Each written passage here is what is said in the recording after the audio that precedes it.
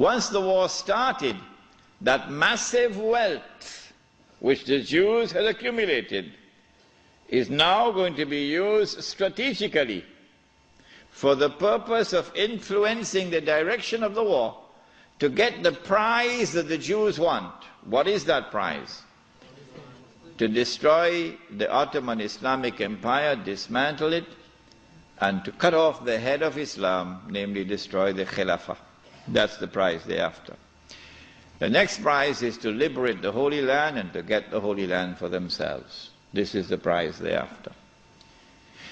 Between 1914 and 1916, German submarines now make a surprise appearance into warfare. As when Israel launches her big war, we're going to see weapons that the world has never seen before being introduced into warfare. When the German submarine entered into the war, it tipped the scales on the side of Germany, and by 1916 Britain was on the verge of defeat. German submarines had surrounded and marooned the island of Britain. The French government had fallen, and Germany had occupied France, and Britain was on her knees. This is the moment that the Jews were waiting for. Now the Czech is going to talk. It's called financial diplomacy. The Jews, this is the German Jews, went to the British government and said, let's make a deal. Let's make a deal. We will intervene in the war with massive financial assistance to you. Massive. And we will bring that dark horse into the race. But that dark horse didn't want to come into the race. American public opinion was overwhelmingly against involvement in the war. And the most famous American of all was not the president. He was a man who had established the assembly line for producing motor cars. And what was supposed to have been a luxury item for only the rich, or you could see how the rich people were grinding their teeth in anger when this man caused the motor car to become accessible to ordinary Americans. For $700 you can get a motor car. $1,000 you can get a Model T. What is his name? Henry Ford. And this man did something else to his workers. He didn't bother about what was the market wage. No. He said, I am concerned with paying a just wage. And that market wage is not a just wage. And so he paid his workers a higher wage than the market wage. And so he won the hearts of the American people. He became an American icon. His name was Henry Ford. And he was totally opposed to American involvement in the war. But when the Jews went to the British government and said, let's make a deal, the British government said, deal. And so Jewish money, the diamonds of Kimberley, began to roll. And Jewish money now enters into the war in a massive way.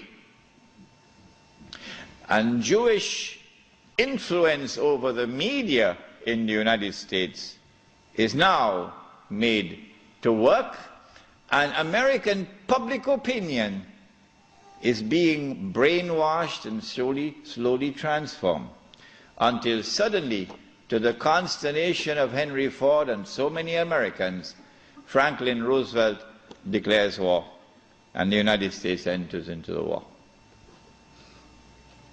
Britain, with this newfound wealth, and with the assistance of the United States, now has a new lease of life, and the war now takes on a direction that the Jews wanted from the first place.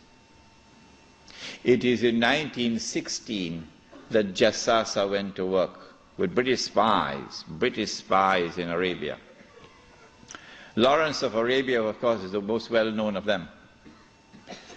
These British spies were sent into Arabia, posing as Muslims. And they went to two actors in Arabia, two. One was Sharif al-Hussein, who was appointed by the Khalifa in Istanbul as the Sharif of the Hijaz, Makkah and Medina, in control. Makkah was under the control of an Arab battalion, but Medina was under the control of a Turkish battalion. And I wish I could understand why the Khalifa insisted on the Turkish battalion under the leadership of Fakhri Pasha to defend Medina. I don't know why. So when the British spies went to Hussein, they offered him the moon. They offered him the moon. We will liberate the land of the hated Ottoman Turks, and we will give you independence and freedom, and you will now become the king of the Arabs. Remember, Britain is not talking about Khilafah. No, we'll make you the king of the Arabs. And we also prepared to offer you a little, you know what, just £7 million. Huh? £7 million at that time is what Bill Gates has now. Sharif Hussein, the great-great-grandfather of Abdullah in Jordan now, then betrayed the Prophet Muhammad ﷺ, betrayed 1400 years of history of this ummah, violated the plain and clear command of Allah subhanahu wa ta'ala in the Quran in Surah Al-Ma'idah, in which He commanded us, Ya ayyuhalladhina amanu la tattakhidhul yahuda wan nasara awliya. Do not take the Jews and do not take the Christians as your awliya. Do not establish an alliance with them in which you become dependent upon them and subservient to them. Do not do that, says Allah. بَعْدُهُمْ أَوْلِيَاءُ بَعْضٍ. They are protecting friends of each other. وَمَنْ يَتَوَلَّهُمْ مِنْكُمْ فَإِنَّهُ مِنْهُمْ. Whosoever from amongst you turn to them for that kind of an alliance, you no longer belong to this ummah, you've now joined them. إِنَّ اللَّهَ لَا يَهْدِي الْقَوْمَ الظَّالِمِينَ. Surely Allah will never provide guidance for a people who commit such an atrocious act of wrongdoing. And this is precisely what Sharif Hussein did, and what all his descendants from that day to this day have been doing. But the chickens are coming home to roost now for Abdullah. And the chickens are coming home to roost for Abdullah. When Mr. Bush attacks Iraq, then you're going to see Abdullah's suitcases at work. Yeah. They're all packed already, you know. They're all packed already. As soon as Mr. Bush attacks Iraq, you'll see where Abdullah is going to be heading for. Sharif Hussein now accepts 7 million sterling pounds and enters into a military alliance with Britain and declares himself independent of the Ottoman Khalifa. Once the Khilafah in Istanbul had lost control of Mecca and Medina, had lost control of the Haramain, had lost control of the Hajj, you pull the carpet, you pull the rug from underneath the feet of the Khalifa. His Khilafah is now losing legitimacy. Can anyone be Khalifa? Can you appoint a Khalifa here in downtown Lakemba? Can Mullah Umar have been recognized as the Khalifa? No, why not? Because when the Hajj comes, Amirul Mu'mineen Mullah Umar will have to apply for a Saudi visa to perform the Hajj. Huh? And if the Saudis reject the visa, the Khalifa can't perform the Hajj. All right?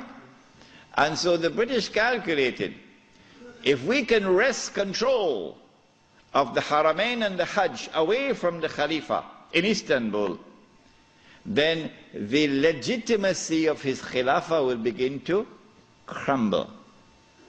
And so this was 1916. The British spies then went to the second actor in the Arabian Peninsula. I mean, Britain has a PhD in deception.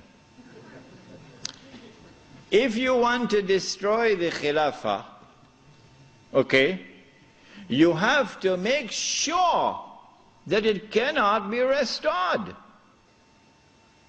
How can you take the entire world of Islam with so many ulama and ensure that not only is the Khilafah destroyed, but it cannot be restored? That's a tall order. How to do it?